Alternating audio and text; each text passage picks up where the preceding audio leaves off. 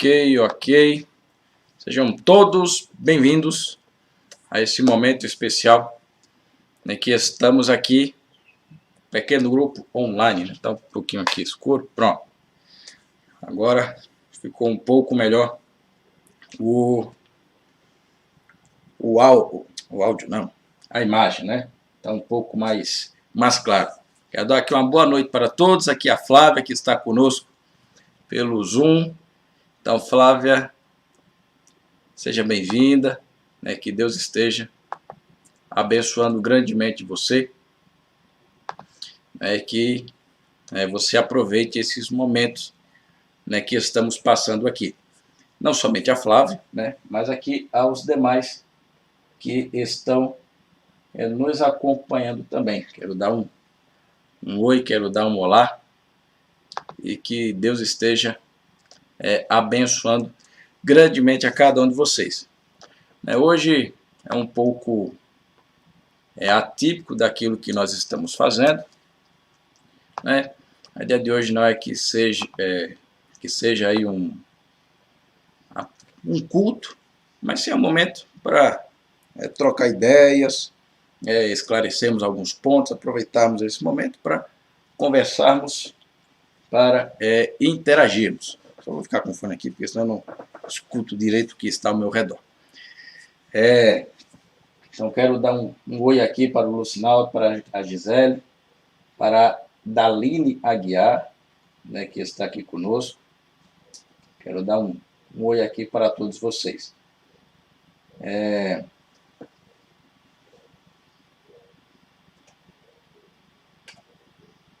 Está ocorrendo aqui uma falhazinha no... Acho que o Facebook está rodando bem. Bom, qualquer coisa, falem aí conosco, tá bom? Para saber como é que tá, estou aqui de olho nos comentários. Bem, o tema de hoje, né, vamos estudar, vamos trocar algumas ideias sobre o que é alma, né, o que a Bíblia quer dizer quando fala sobre o espírito do homem. Então, eu sei que isso é assunto para muita coisa, né? Acaba dando muitas dúvidas com relação a isso.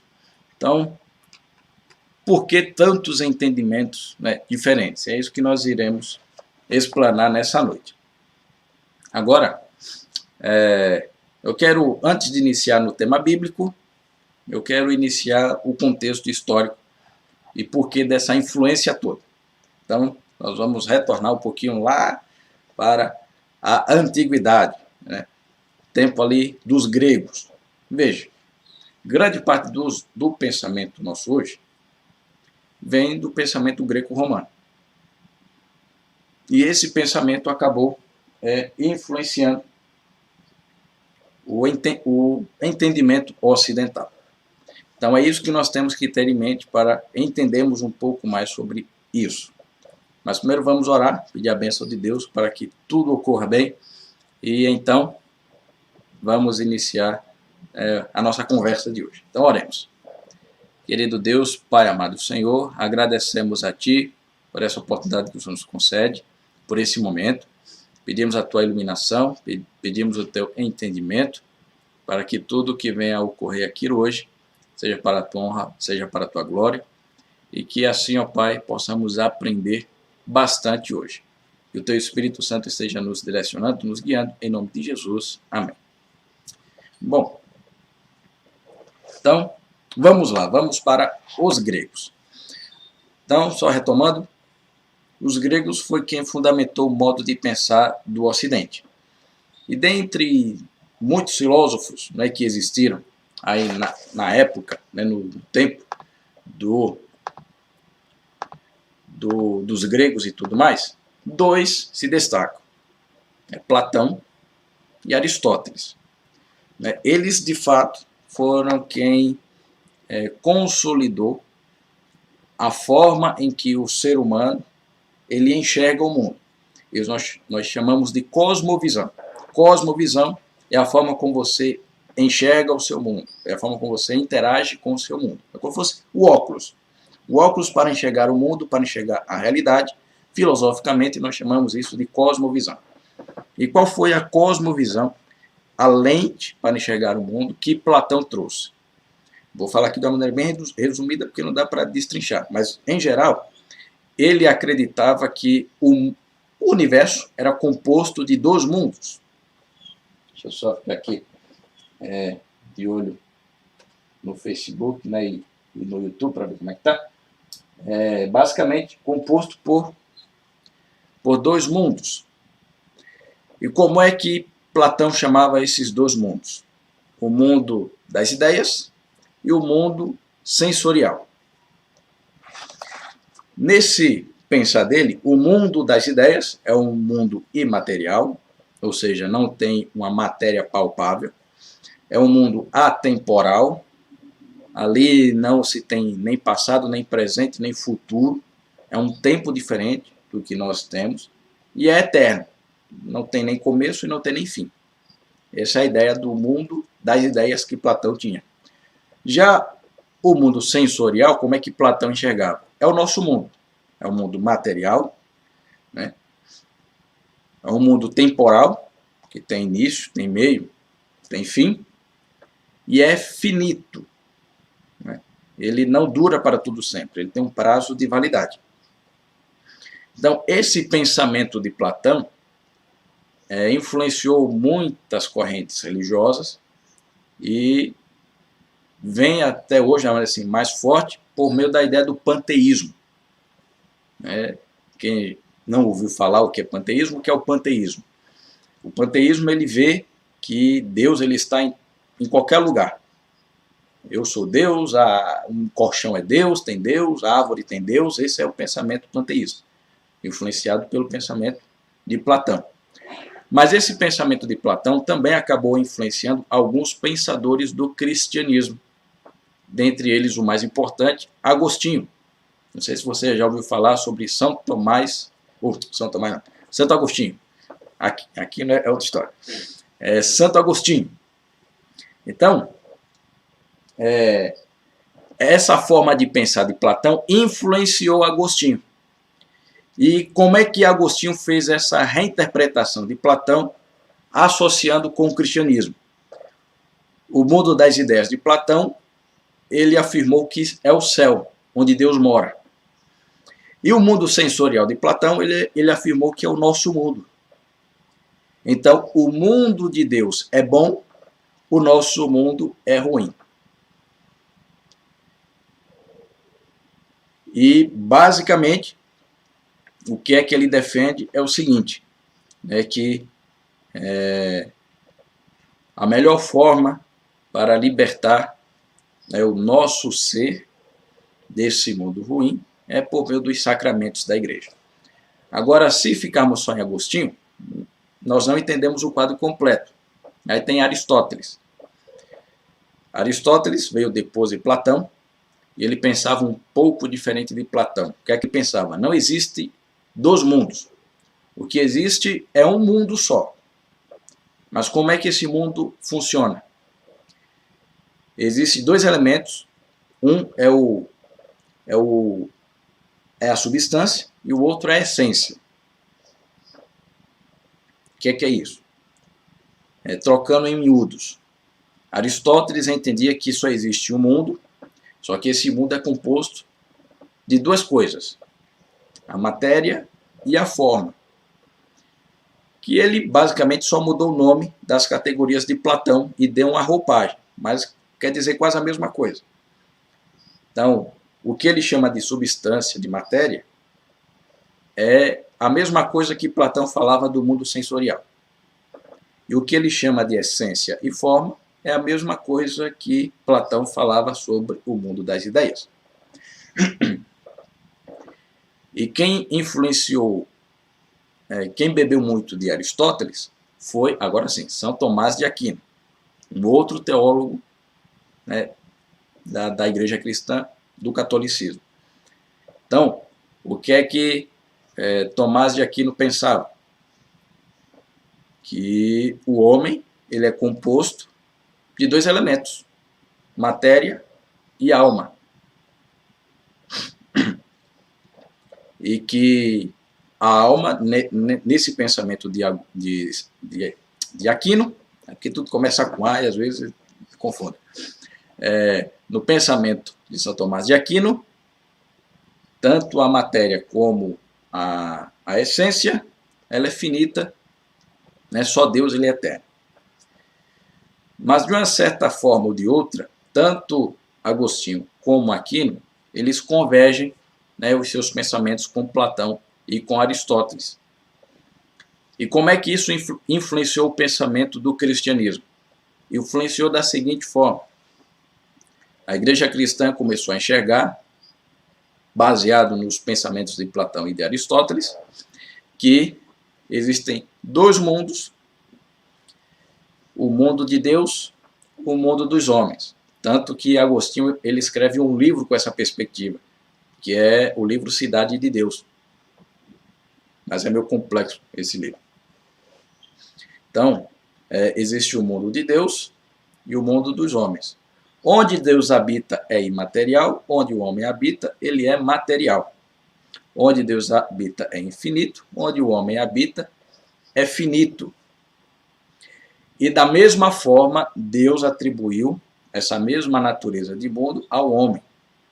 Então, o que é que eles pensam? Né? Que o homem ele também é formado de dois elementos: o elemento material e o elemento imaterial. O que seria o elemento imaterial nesse pensamento? A alma, o espírito. E o que seria o elemento material? O corpo.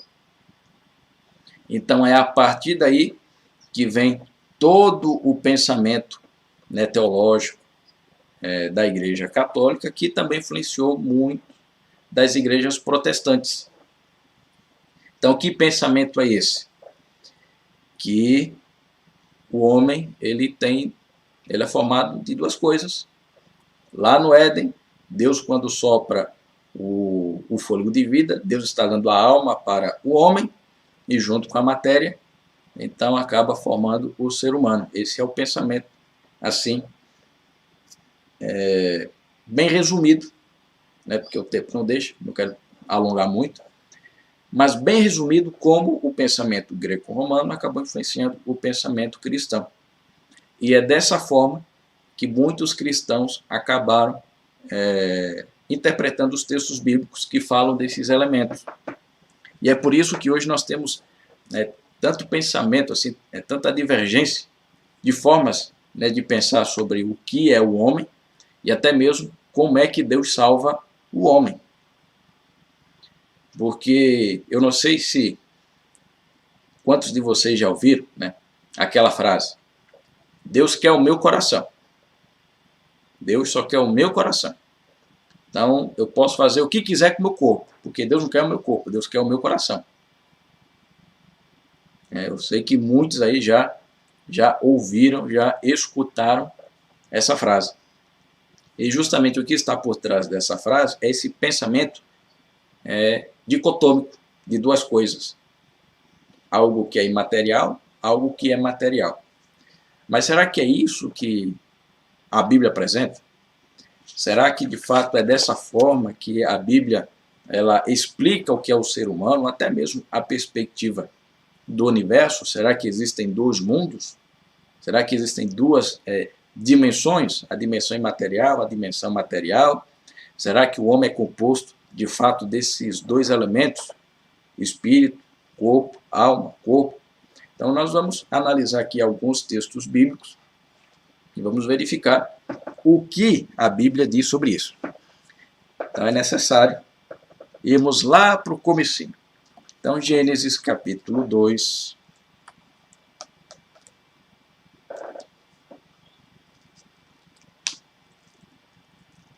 Gênesis capítulo 2, o verso 7. Aqui a Bíblia vai relatar a formação do homem. Como foi que Deus ele formou o homem. Então vamos lá. Diz assim, Gênesis 2, verso 7. Então o Senhor Deus formou o homem do pó da terra ele soprou nas narinas o fôlego de vida. E o homem se tornou um ser vivente. A versão que eu estou utilizando, né, essa versão bíblica aqui, é a Nova Almeida atualizada. Então, ele traz algumas atualizações de alguns termos. Mas se você estiver usando aí a Almeida Corrigida Fiel, ou a Almeida Revista Atualizada, Almeida Século XXI, né, o termo que vai estar aí, ser vivente, vai estar como? Alma vivente.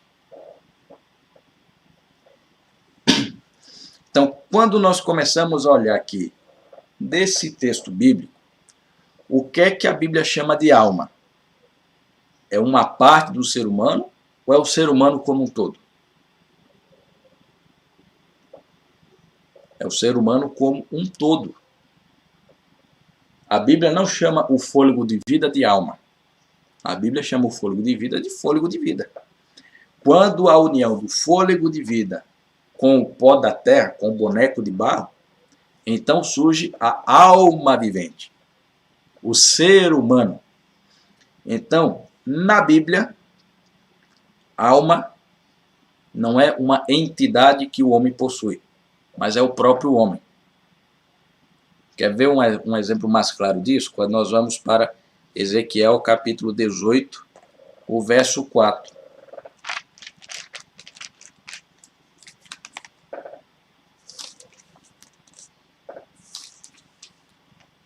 Ezequiel capítulo 18, o verso 4. Como eu estou com a versão um pouco mais atualizada,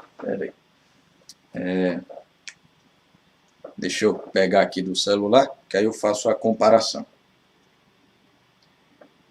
Como eu estou lendo aqui com a versão mais atualizada, ele já faz uma interpretação atualizada do termo. Então eu vou comparar aqui com a Almeida Revista e Atualizada. Então, vamos lá. Primeiro eu vou ler na Nova Almeida Atualizada e depois eu leio na Almeida Revista e Atualizada.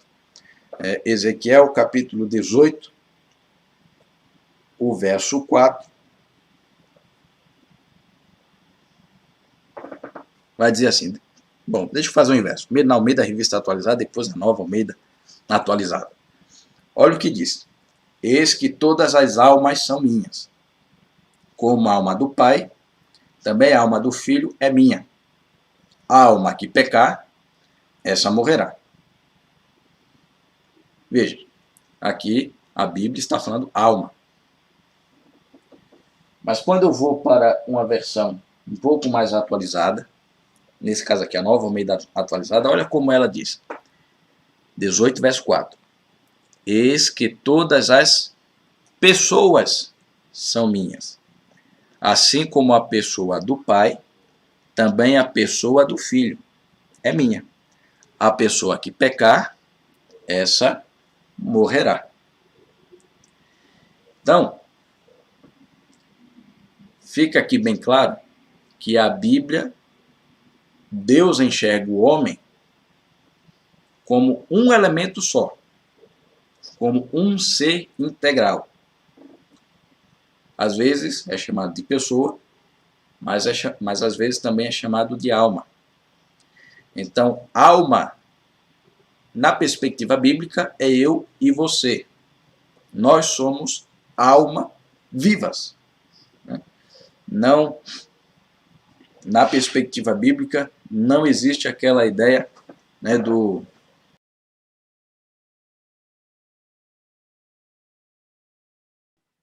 Né, a palavrinha fôlego de vida é a mesma lá que Deus usa. Que Deus não. Que Moisés usa para descrever a morte aqui, né, de Raquel. Ora, como é que nós podemos entender isso? Como é que nós podemos ver isso? Em geral, quando a Bíblia fala sobre alma, está falando sobre pessoa. Agora vamos lá para o espírito. Né? E daí eu vou para esse texto aqui já já vou para esse texto de 1 Tessalonicenses, né? Capítulo 5, verso 23. Então, veja, espírito, né? Ele é utilizado, né, de várias formas na Bíblia. Então, pode se referir a palavrinha, né, que é traduzido para espírito, pode se referir a vento, respiração, alento, ânimo, atitude, ou bom estado de espírito, sopro, hálito de Deus, consciência individual, até mesmo a moralidade, ou a própria consciência da pessoa.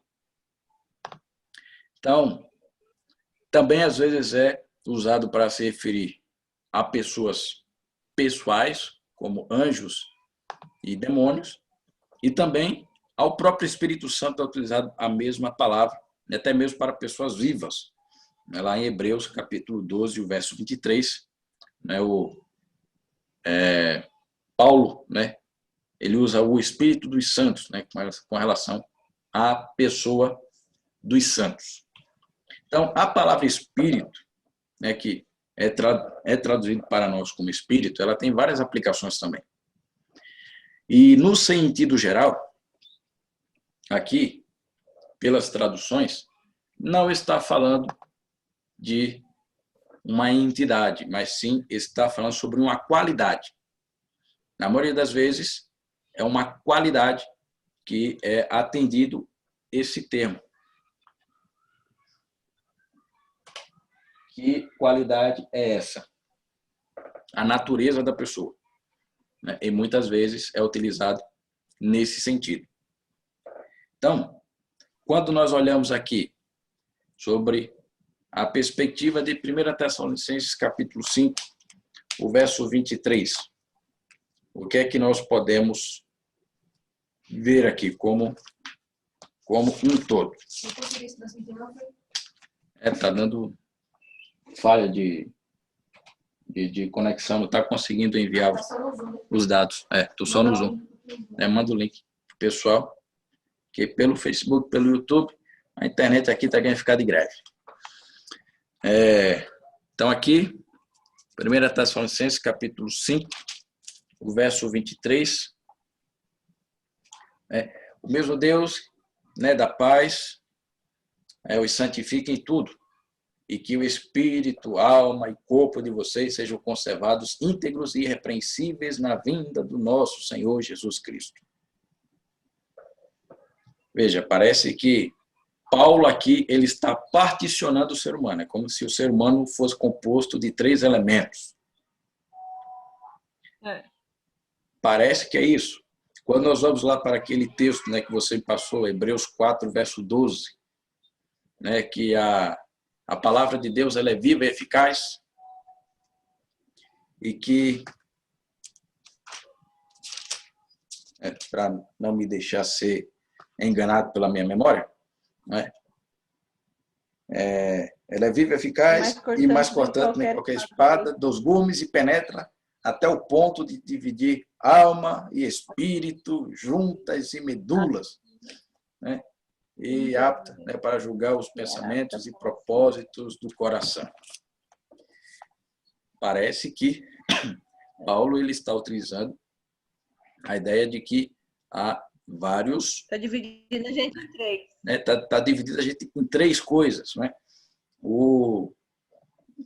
Essa divisão, né, em 3, quando nós olhamos para todo o contexto bíblico, o que é que nós podemos enxergar com tudo isso? São as dimensões do homem. Paulo aqui ele está apenas enfatizando o homem como um todo. Ele não está particionando o homem. Ele só está usando termos que era comum de sua época, mas agindo como assim, ó. Primeiro devemos ter em mente que Paulo ele está falando para um público que não é judeu, a princípio, né? O povo aqui de Tessalônica é uma cidade gentia. Então, uma parte do público aqui de Paulo não era judeu. Eles tinham um pensamento grego, pensamento romano na mente deles, eles não tinham pensamento judaico.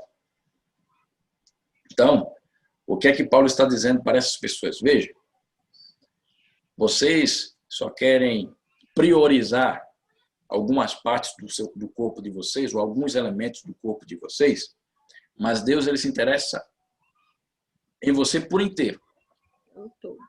Deus se interessa por você pelo todo.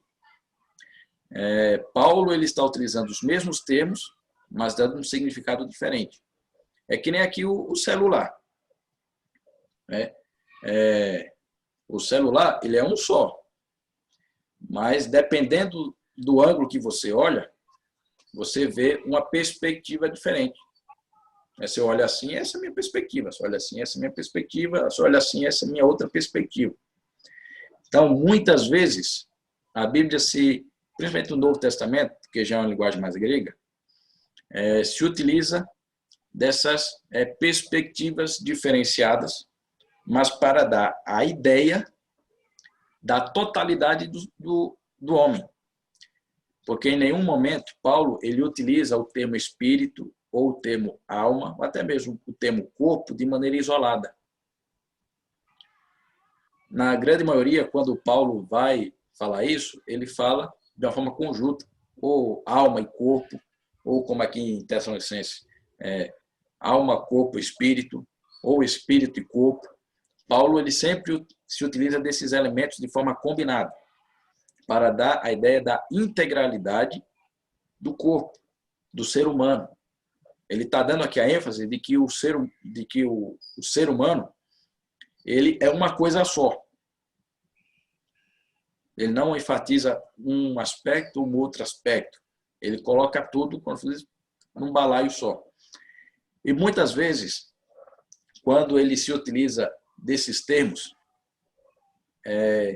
ele se utiliza também na questão de que nós temos emoções, nós temos pensamentos e nós temos consciência.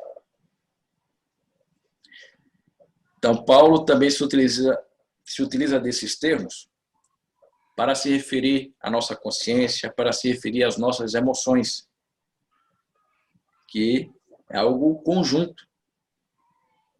Então... E aqui, pastor, quando fala em Mateus 16, 26, pois que adiantará o homem ganhar o mundo inteiro e perder a sua alma? Então, veja. Também fala num todo? Aqui também está falando de um todo. Quando o Cristo fala aqui, né, perder a sua alma, é perder a sua vida. Do que adianta você conquistar tudo, mas perder a sua vida? Ou seja, quando você olha na perspectiva da salvação, do que adianta você ter bens, focar muitas vezes, também por causa do termo, quando a Bíblia, né, se refere às coisas materiais, é as coisas humanas, daquilo que o homem produz, da natureza humana. E quando ele vai se referir às coisas que é do céu, aquilo que Deus oferece, ele enfatiza a natureza espiritual. Então, esse é Então, aqui também, em Apocalipse... Pode falar. Posso falar? Pode. Não, então, porque lá em Apocalipse fala também assim, quando ele abriu o quinto selo, vi debaixo do olhar as almas daqueles que haviam sido mortos por causa da palavra de Deus e do testemunho que deram. Uhum. Aí se refere às coisas espirituais? A pessoas. Aqui, o termo alma, né, uma coisa interessante que devemos pontuar com relação ao Apocalipse, né, no estudo dos domingos eu vou chegar, né, nessa questão dos selos. Aqui, o apóstolo João ele está em visão. Ele não está vendo as coisas de forma literais, né? Os selos são visões. Tanto que o primeiro tanto, né, que no primeiro selo fala, né, de cavalos, né, o segundo selo fala também de cavalo amarelo, cavalo vermelho, cavalo cinza, tal. O quinto, aí quando chega o quinto selo, aqui é a questão se Deus vai interferir para julgar o povo de Deus ou não. Assim, da maneira bem resumida. O quinto selo, ele remete ao tempo dos mártires, né, da Idade Média, e um pouco antes do período da Reforma. Então, o que é que João está vendo aqui? É com referência às pessoas que foram mortas por causa da perseguição, porque defendiam a palavra de Cristo. Então, Deus mostra em visão, né, como se fosse uma súplica. Da mesma forma, quando Caim ele mata Abel, Deus, quando vai falar com Caim, ele fala o seguinte: olha, o sangue do teu irmão está clamando por vingança. Será que, de fato, né, depois que Abel morreu, o sangue dele ficou lá clamando por vingança, clamando a Deus: olha, eu morri, você não vai fazer nada? Não é nesse sentido que Deus está falando. Ele está falando: olha, o sangue que está lá derramado é testemunha da maldade que você fez. É a prova do seu erro, é a prova do seu pecado. Você está dizendo que não fez nada, que não sabe, mas está ali a prova. Então, o quinto selo, essa visão que João está vendo de pessoas que sofreram perseguição e que morreram. A visão não está enfatizando a situação que elas se encontram naquele momento. A ênfase é o clamor deles. É esperando que Deus haja em favor dos seus servos, dos seus santos. Mas nós vamos entrar com mais detalhes, né, com relação ao Apocalipse, sobre esses símbolos, né, do Apocalipse. E aqui é, de fato, uma visão. Por isso que até o termo almas está se referindo a pessoas, mas é em visão. Tomando aqui um outro aspecto interessante, quando nós vamos para Gênesis capítulo 3, o verso 19.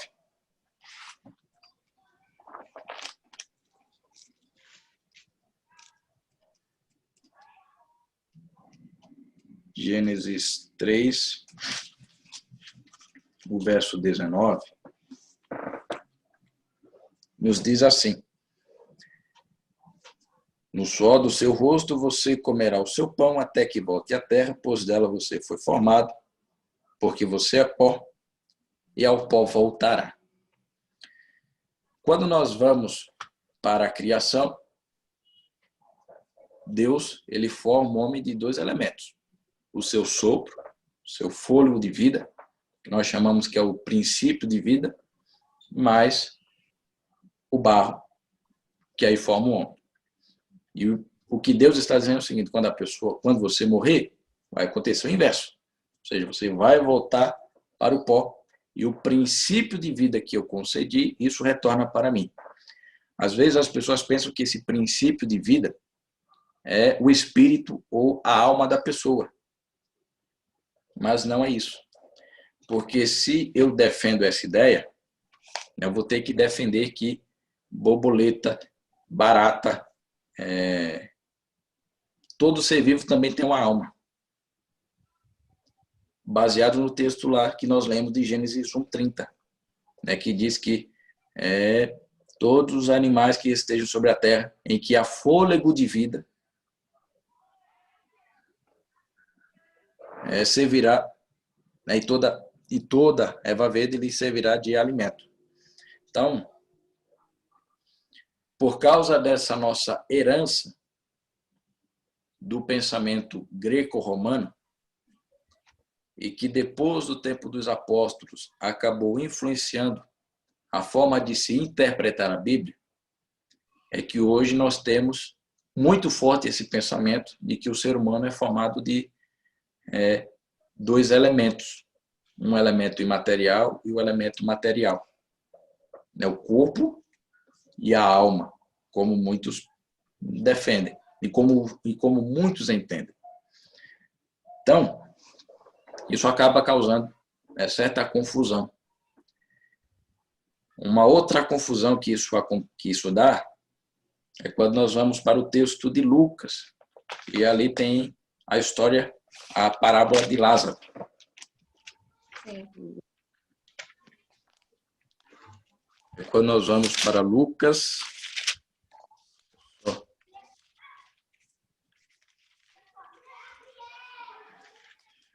aqui,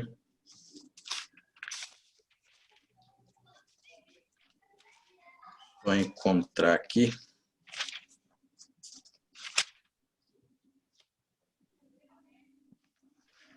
Deixa eu só. Às vezes, que nem eu digo, às vezes a cabeça falha.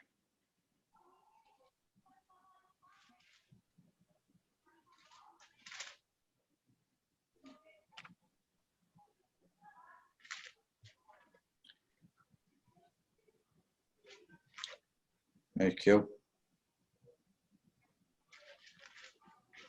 é Lucas 16. Passei direto. Que era. Aqui, a partir do verso 19, tem o relato do Lázaro e do pobre. E que também dá uma certa confusão. Então diz assim, ó. Ora, havia certo homem rico que se vestia de púrpura e de linho finíssimo e que se alegrava todos os dias com grande ostentação. Havia também certo mendigo chamado Lázaro, coberto de feridas, que ficava deitado à porta da casa do rico. Esse desejava alimentar-se das migalhas que caíam da mesa do rico. E até os cães vinham lamber-lhe as feridas.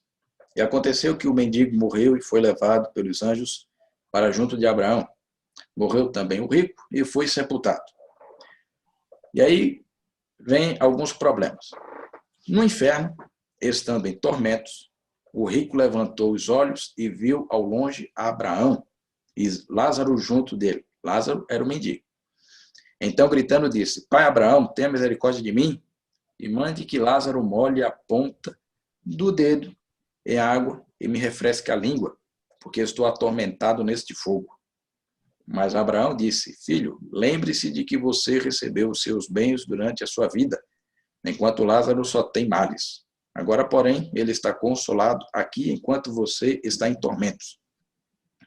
E, além de tudo, há um grande abismo entre nós e vocês, de modo que os que querem passar daqui até vocês não podem, nem os que de lá passar para cá. Então o rico disse: Pai, eu peço que mande Lázaro à minha casa paterna, porque tenho 5 irmãos, que lhes dê testemunho, a fim de que não venham também para este lugar de tormento. Abraão respondeu: Eles têm Moisés e os profetas, ouça-nos. Mas ele insistiu: Não, pai Abraão. Se alguém dentre os mortos for até lá, eles irão se arrepender. Abraão, porém, lhe respondeu: Se não houver Moisés e os profetas, também não se deixarão convencer, mesmo que ressuscite alguém dentre os mortos. Se eu pego essa passagem aqui, qual é a seguinte imagem que ela nos oferece? Que quando a pessoa morre, ela já vai diretamente para o céu. Ou recebe a sua condenação e fica sofrendo ali no inferno por toda a eternidade. Mas quando nós olhamos o contexto histórico, esse relato aqui, ele não é um relato de uma pessoa verídica, é uma parábola. Muitos não aceitam com parábola porque tem a citação de Lázaro e Abraão. Mas essa é uma antiga parábola judaica. Só que na parábola judaica, os papéis estão invertidos. Porque os judeus acreditavam na seguinte questão: se você era um pobre miserável, é porque você é um castigado por Deus, então, se você morrer pobre, você morre perdido. Já se você é rico, você é um abençoado de Deus, então se você morrer rico, com muitos bens, você está salvo. Mas aqui o texto, ele traz uma perspectiva diferente, de que não é a classe social que vai determinar a minha salvação, mas é o meu relacionamento com Deus. Esse é um ponto. Agora, se eu pego esse trecho aqui isolado, a partir do verso 23 até o verso 30, ele vai de encontro com todo o resto que a Bíblia diz. Porque a Bíblia diz o seguinte: o homem, ele é um todo, ele é composto por vários elementos, mas ele é um ser integral. Não existe vida se esses elementos se separarem. Morreu, acabou. Não há uma entidade espiritual que seja independente do corpo e que, quando o corpo morre, a entidade espiritual ainda permanece viva. Em nenhum momento a Bíblia defende essa visão. Então, se eu pego esse trecho unicamente e aplico como um ensinamento doutrinário, eu terei grandes problemas. Mas quando eu compreendo que é uma parábola e o propósito da parábola está no finalzinho do verso, então eu não vou ter grandes problemas para entender por que está escrito aqui. Porque o foco é o seguinte, está se referindo à incredulidade dos judeus e o erro teológico que eles possuíam. Incredulidade de quê? Aqui diz, se não ouvem Moisés e os profetas, também não se deixarão convencer mesmo que ressuscite alguém dentre os mortos. A incredulidade deles com Cristo era tão grande que ele estava dizendo o seguinte, pode ressuscitar quem for aqui, que vocês ainda vão permanecer incrédulos. Porque vocês não acreditam naquilo que Moisés escreveu, como é que vocês vão acreditar nas demais coisas? É esse ponto que Jesus está pegando aqui. Porque, como nós já aprendemos em outros momentos, o Antigo Testamento aponta para Jesus, aponta para Cristo. Mas os fariseus, os judeus em geral, estavam rejeitando Cristo. Então ele enfatiza isso aqui, olha, se vocês não aceitam aquilo que está escrito, pode vir o que for depois, que vocês ainda vão permanecer incrédulos. E o erro teológico que Jesus está corrigindo não é a pessoa rica ou a pessoa pobre que vai determinar quem está sendo abençoado por Deus ou quem vai ser salvo. Não é a minha condição social que vai garantir a minha salvação. É o relacionamento com Cristo e a fé e a crença naquilo que Deus revelou por meio de seus profetas. E o relacionamento com Deus. Então, mas mesmo assim, de uma maneira muito geral, muitos se apegam apenas nesse texto aqui de Lucas 16 e ignoram todo o contexto bíblico.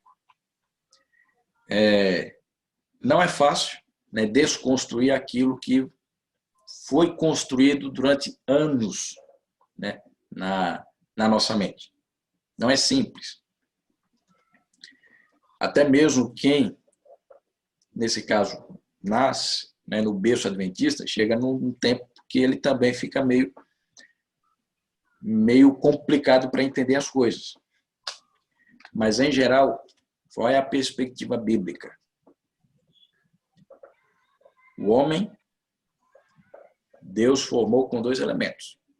Que elementos são esses? O princípio de vida, que a Bíblia fala de fôlego de vida, e o pó. Essas duas coisas, de forma independente, elas não são nada. Elas não existem. O barro em si tem vida? Não. O barro é barro. A gente pisa, faz o que quer com ele e fica ali. Da mesma forma, o fôlego de vida, de forma independente, ele também não é vida. Ele não produz vida. Só a vida quando essas duas coisas estão juntas.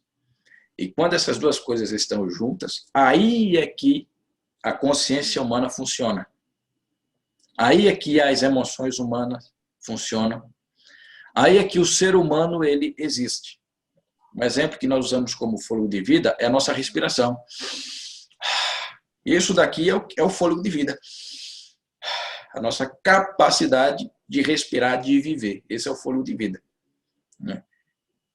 É uma ilustração um pouco limitada, mas nos ajuda a entender. É como um balão cheio de ar. Você enche o balão. O que é que tem dentro do balão? Tem ar. Mas o ar por si só, ele pensa, ele faz alguma coisa? Não. O balão também, por si só, ele vazio ali e tal, ele faz alguma coisa?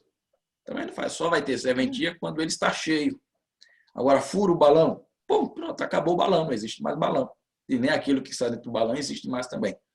Então, o ser humano é mais ou menos assim. Nós também usamos a outra ilustração da lâmpada. Veja, para que haja luz, é necessário que exista a lâmpada, mas não apenas só a lâmpada, é necessário que exista energia elétrica. Se esses dois elementos estão separados, existe luz? Assim, na lâmpada? Não. Agora, só vai existir luz quando esses dois elementos estão interligados. Então, assim é o ser humano. O ser humano, ele só existe de fato quando tudo está interligado. Qualquer coisa que se desconecte, pronto, acabou o ser humano. Então, a ideia, né, de uma alma como um ser que existe dentro de nós, a Bíblia não apoia. Aí agora puxando um pouquinho para a questão do espírito, né, a trindade, né, que você colocou aqui. Então quer dizer que não existe trindade? Existe trindade. É porque justamente por causa do pecado nós temos uma limitação para compreender a trindade. E também porque nós temos essa ideia de que Deus ele não tem forma ou não possui algum elemento físico tátil. Nós não sabemos o que forma Deus, mas pela forma como a Bíblia descreve Deus e os seres celestiais, eles são de natureza espiritual, eles são de matéria espiritual. Que forma é essa? Nós não sabemos, mas é uma matéria. Assim como o nosso corpo, assim como nós somos uma matéria, há a matéria divina, que nesse caso eu posso comparar que é uma matéria que não é contaminada pelo pecado. Agora, como é composta essa matéria? Aí a Bíblia não apresenta, a Bíblia não revela. O que a Bíblia deixa bem destacado é o tipo da natureza, o tipo de natureza que existe nesse mundo. A natureza espiritual é a natureza humana. A natureza espiritual pura de Deus ou a natureza humana contaminada pelo pecado.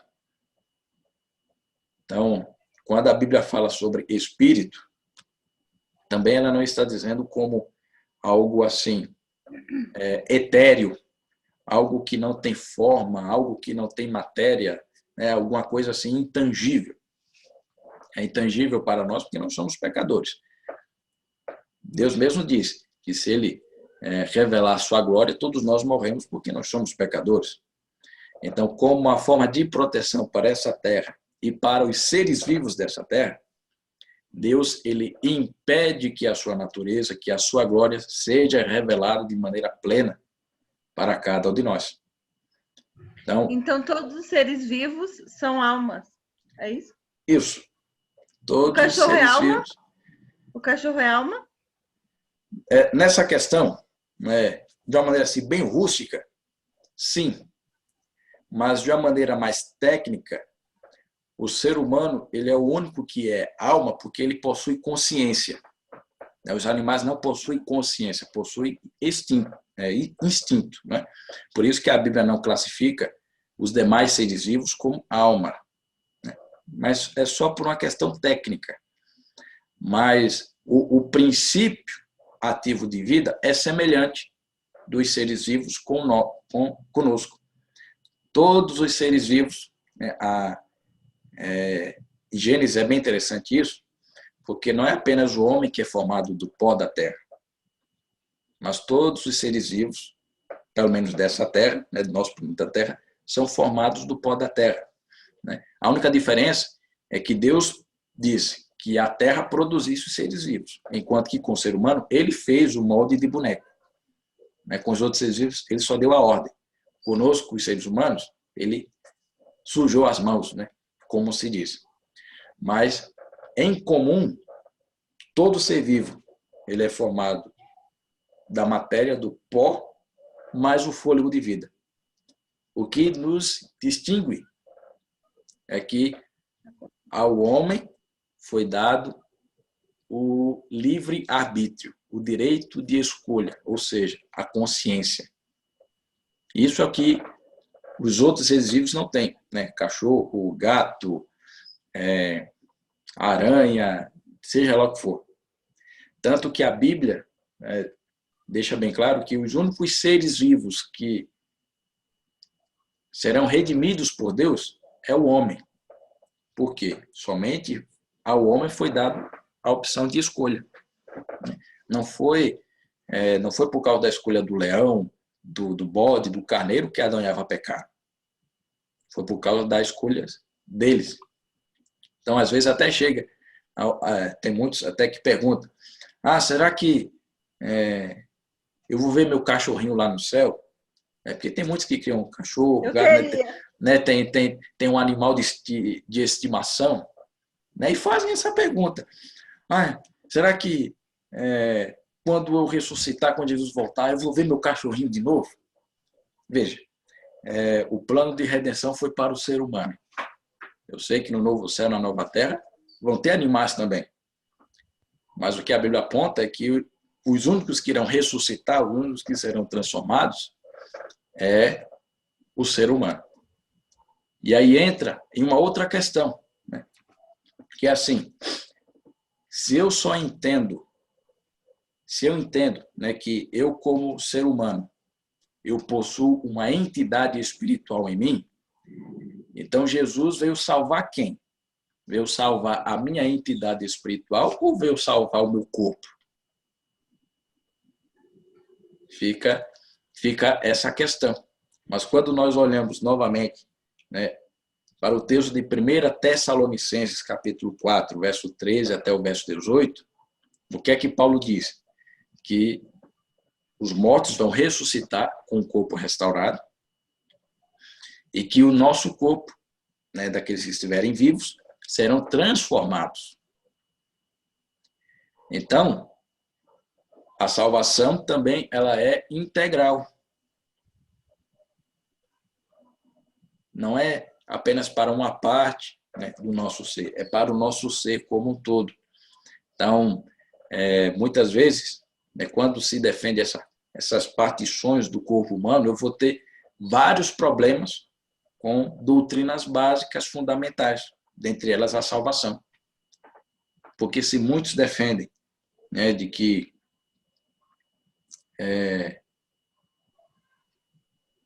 nós possuímos uma alma, essa alma ela é imortal, ou Deus redimiu essa alma, quando morrer, a alma já vai direto para o céu. Então, por que Deus ele pede para que cuidemos do nosso corpo? Por que Deus diz que vai restaurar o nosso corpo?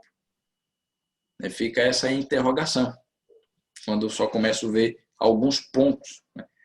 Agora, quando eu olho como um todo, então eu consigo ver a coerência bíblica. Que Deus ele se preocupa com o todo do nosso ser, ou seja, as nossas emoções, a nossa consciência e o nosso corpo. O que muitas vezes a Bíblia coloca como alma, espírito e corpo, que se refere a consciência, emoções e corpo. Então, quando eu não tenho isso como perspectiva, eu acabo tendo alguns conflitos. É como se alguns versos não se encaixassem com os outros. E aí é quando entra numa perspectiva um pouco mais adventista, que diferencia das outras denominações, com relação à nossa doutrina de saúde, a doutrina com o cuidado do corpo. Por quê? Pela visão bíblica, o homem é um corpo integral. Mas, infelizmente, como muitas denominações, elas são influenciadas pela lente da visão platônica, né, que eu falei lá no comecinho, né, de dois mundos, o mundo material, então acaba trazendo isso para a Bíblia. E ficam focando o mundo espiritual, foque no espiritual. Até muitos, né, dos nossos irmãos, de forma automática, quando vai pedir oração, diz, olha, eu quero que vocês orem pelo meu trabalho e pela minha vida espiritual. Na maioria das vezes, nós falamos assim, olha, ore pela minha vida espiritual, por favor. Mas quando nós olhamos na perspectiva bíblica, todas as nossas atividades é uma atividade que se relaciona com o espiritual também. Não há essa divisão. Não tem como eu bater o martelo. Ah, isso daqui é espiritual, isso daqui não é. Tudo faz parte da dimensão espiritual. Tudo faz parte da dimensão emocional. Tudo faz parte da dimensão mental, da consciência, do corpo, da matéria, porque tudo é uma coisa só. Então, isso é só para ver como é difícil, né, tirar algumas influências externas do nosso relacionamento com Deus. E isso demonstra como a graça de Deus ela é grande. Porque se Deus fosse se apegar a alguns detalhezinhos, né, nossa, seria terrível para a nossa vida. Mas Deus, como é misericordioso, ele trabalha dentro da nossa limitação, ele vai, né, revelando aos pouquinhos. Vai trabalhando conosco aos pouquinhos. Veja, nem todos, né, têm essa mesma compreensão. Mas isso quer dizer que aqueles que não possuem essa compreensão que estamos falando agora, né, estudando, vendo, quer dizer que os outros estão perdidos? Não há como dizer isso. Porque isso depende com Deus. Então, assim, isso é só um resuminho, né, trazendo aqui algumas coisas pontuais, né, que vão nos ajudar a ler a Bíblia de uma maneira um pouco mais diferente, né, compreender um pouco mais o que ela mesma diz. Né. Uma das nossas atividades mais importantes, mas que também é uma das atividades mais difíceis, é a seguinte: é nós lermos a Bíblia e tentar deixar de lado as nossas pressuposições, aquilo que a nossa mente tenta jogar, né, para interpretar, para entender. Essa é a maior dificuldade no estudo da Bíblia. É deixar que ela, de fato, fale o que ela quer dizer, e não aquilo que muitas vezes é influência da nossa convivência. Tradição também, né? Da tradição. Então, como é que isso vai acontecer? Com muito jejum e oração. E pedindo que o Espírito Santo vá nos clareando, né, vá abrindo o nosso entendimento para que as coisas elas vão acontecendo. Flávia, tem mais alguma questão? Esse momento que passamos aqui ajudou você, clareou um pouco mais? Ajudou, sim. É o que você está dizendo, né? Porque assim, a gente vem aprendendo desde criança de uma maneira. Mas assim, não é só aquilo, a gente tem que ver de outras maneiras também. E o que a Bíblia diz, né? Não é o que meu pai disse ou que outra pessoa me ensinou. Eu estou tentando aprender a Bíblia, como o senhor acabou de falar, da maneira que ela está falando. E assim, às vezes é difícil, né? Porque eu assim, no estudo que o senhor deu o último, que falou do café, eu fiquei, não sabia que o café... Então, assim, tem sido muito difícil para mim, porque, assim, eu tenho tentado, mas às vezes, porque você já tem aquele hábito, mas, assim, Deus sabe que eu tenho tentado, mas, assim, porque, realmente, de que me serve o café? Eu nunca tinha parado para pensar. E quando você falou que só serve para atacar o sistema nervoso, né? Eu nunca tinha pensado nisso. Então, tipo assim, é um desafio que está tendo para mim, assim, em relação a isso. A parte da alimentação também. E assim, eu estou conhecendo muita coisa que eu tinha uma outra perspectiva, né? Mas está sendo bom. Então, eu fico feliz, né, por você estar aí participando, né, e por essas bênçãos, né, que você está recebendo, né, de aprender um pouco mais da palavra de Deus. E aquilo que eu sempre digo, né, vá caminhando de acordo com as passadas que você consegue dar. Isso eu digo para todo mundo, porque assim, cada um tem a sua realidade, né? Cada um tem o seu contexto, então cada um cresce de uma maneira diferente, mas todos são ajudados por Deus. Então esse é o ponto principal. Então, Flávia, que Deus abençoe, eu agradeço, né, por esse momento. Infelizmente tivemos um problema técnico, né? Tem acontecido, eu estou percebendo que é só quando é de noite, né? Pela manhã as coisas vão bem, mas quando é de noite a internet na parece... escola sabatina, graças a Deus, né? vai bem. Na escola sabatina, culto, vai, que é uma beleza. Agora chega à noite, aí começa a dar problema, né? Bom, esteja orando para que as coisas se resolvam, né? Que tudo ocorra bem aí. Muita gente usando a internet. É muita gente usando, né? Então desses picos, né? De acesso e tudo mais, mas pela graça de Deus, né? As coisas vão acontecendo. Eu deixei gravando aqui, né? Pelo Zoom, então depois eu vou editar e postar lá no Facebook e no YouTube para ficar uma coisa completa, né? Para quem começou a assistir lá no YouTube, no Facebook, não fique prejudicado. Mas sou grato a Deus pela sua participação. Minha irmã aqui também está conectada, né? Ela ficou um pouquinho escondida, mas ela ficou escutando. Então, eu agradeço. Vamos orar? Pai amado do Senhor, pedimos a bênção, né, para o restante dessa noite. Agradecemos por esse estudo, né, que tivemos, né?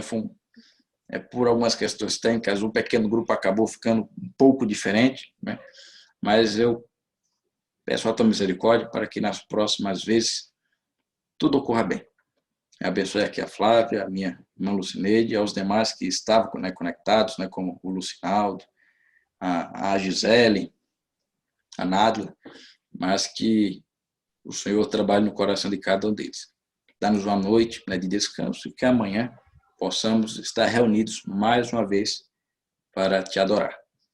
Perdoa nossos pecados, e pedimos, agradecemos, em nome de Jesus. Amém. Amém. Então, Flávia, um grande abraço, tenha uma boa noite e até amanhã. Até amanhã. Tchau, obrigada. Tchau.